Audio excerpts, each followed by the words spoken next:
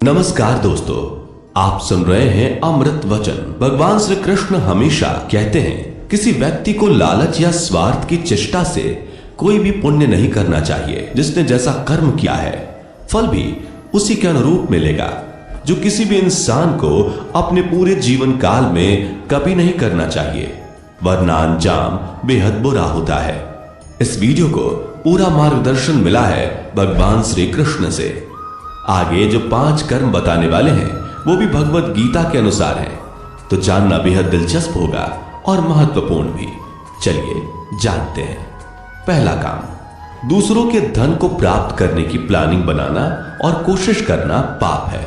मेहनत और ईमानदारी से पैसे कमाने चाहिए। दूसरे के धन से जलना दुनिया का सबसे निंदनीय कार्य है। ऐसे लोग कभी भी सुखी नहीं रह सकते। दूसरे का हक छीनना या किसी की दौलत को, किसी की जायदाद को हड़पने की कोशिश करना अक्षम्य है। जब कौरवों को महज 5 गांव देने को कहा गया तो उन्होंने पांडवों को सुई के नोक बराबर भी जमीन देने से इनकार कर दिया। कौरवों के नाश की वजहों में एक ये भी मुख्य वजह थी। एक मनुष्य को हमेशा ईमानदारी पूर्वक पैसे कमाने चाहिए, ना कि किसी को धोखा देकर या किसी के साथ कोई साजिश रचकर उसके धन को हासिल कर लेना चाहिए। दोस्तों, भगवत गीता में श्री कृष्ण ने साफ कहा है, लालच मनुष्य के विनाश का मुख्य कारण है। जो इस राह में अपना होश खो देता है फिर वो किसी लायक नहीं बचता। उसका दुखद अंत निश्चित है। इसलिए हमेशा अपने दम पर ईमानदारी से धन कमाएं और कभी भी किसी दूसरे से धन को अर्जित करने के लिए कोई साजिश ना रचे, अथवा इसका परिणाम आपके लिए बहुत बुरा साबित होगा। दूसरा काम, पराई स्त्री या पराई पुरुष के साथ संबंध बनाना और गलत विचार रखना कठोर पाप है।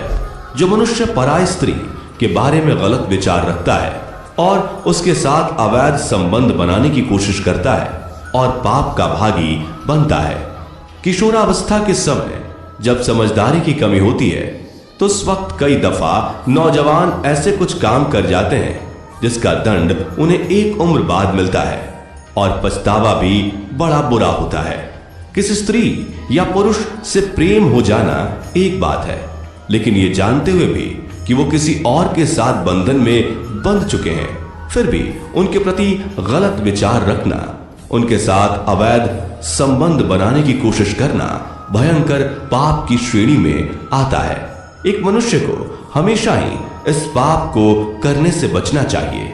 जिस स्त्री या पुरुष पर आपका कोई अधिकार ही नहीं है वह आपके दिल में भी नहीं होना चाहिए। इसके अलावा किसी की मर्जी के बगैर उससे विवाह करना, उसके साथ जबरदस्ती करना भी गलत है।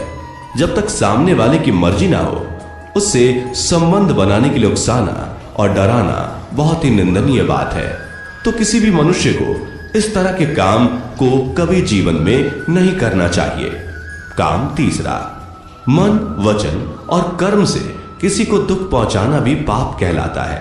अपने मन से, अपने शब्दों से या अपने किसी काम से कभी भी किसी को दुख नहीं पहुंचाना चाहिए, जाने अनजाने ही सही। लेकिन कई बार हम अपने शब्दों से ही किसी के दिल को बुरी तरह से तोड़ देते हैं, उनका दिल दुखा देते हैं। याद रखना, महज कुछ शब्दों के ढंग की वजह से कई बड़े बड़े युद्ध लड़े गए हैं। अगर आपका नियंत्रण आपके शब्दों पर नहीं रहेगा तो इससे आप सामने वाले शख्स का और परमात्मा दोनों का ही दिल कभी नहीं जीत पाएंगे।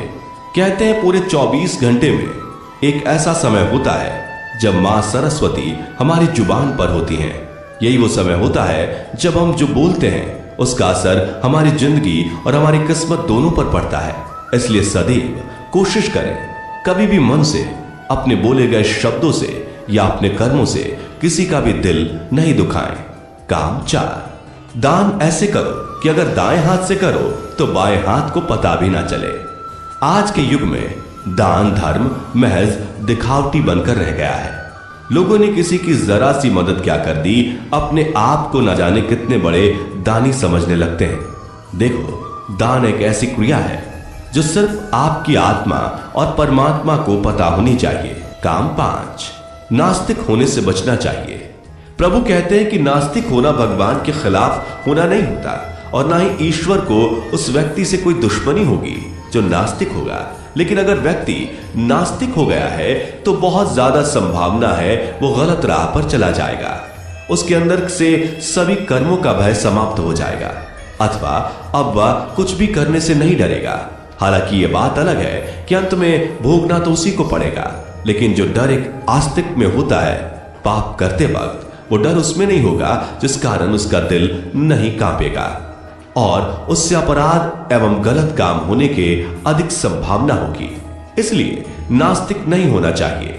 इससे उम्मीद की मात्र एक किरण जो हमें परमात्मा से मिलती है वो भी सांस तोड़ देती है और तभी मनुष्य आत्महत्या जैसे गलत कदम भी उठाता है। दोस्तों, आज के इस वीडियो में हमने बताए वो 5 कर्म जो भगवत गीता द्वारा साफ परहेज करने को कहा गया है। उम्मीद है आपने बहुत कुछ सीखा होगा और इस वीडियो के माध्यम से आपको आनंद की प्राप्ति हुई होगी। मिलते हैं इसी तरह के एक और खास वीडियो के साथ। तब तक के लिए बने रहे हमारे साथ।